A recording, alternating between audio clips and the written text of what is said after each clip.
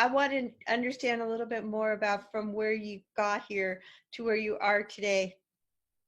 So for those people who are listening to this or watching this, I want you to listen to this story because look at all the devastations, all the devastation. The first devastation was getting bombed on, my dad leaving us, right? That was the first devastation. Second devastation was coming to America and thinking I was going to Beverly Hills. I'm in the middle of the hood, and you know, you know.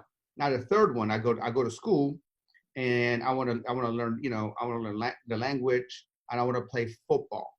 Now, as the world knows football, not American football, real football, you know, Soccer. and exactly. And in 1985 in Sharon, Pennsylvania, nobody knew anything about soccer.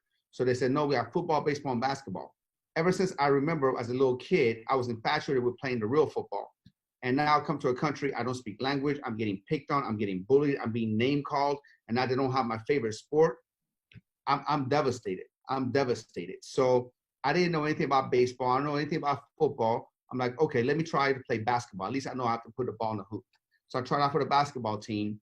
And out of 22 people that tried out, I was the only one that didn't make the team. Everybody made the team.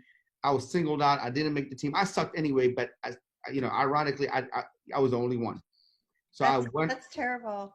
Oh, I was crying, man. I was crying. I went home, told my mom, I don't like this country. Nobody likes me. I don't have any friends. I want to go back to my old country.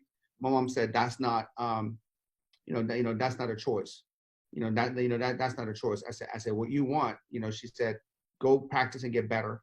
And when you practice and get better, you can try out next year. So I was going to practice to get better in this boys club.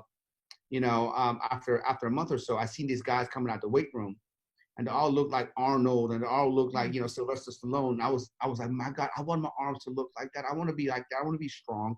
So I started working out, and I didn't know anything about working out.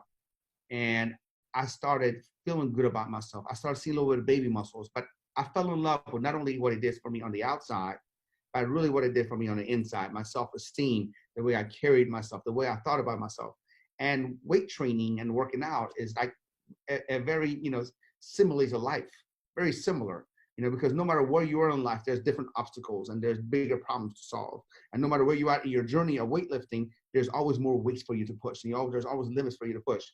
So I became, weight training taught me to become, comfortable when I'm uncomfortable.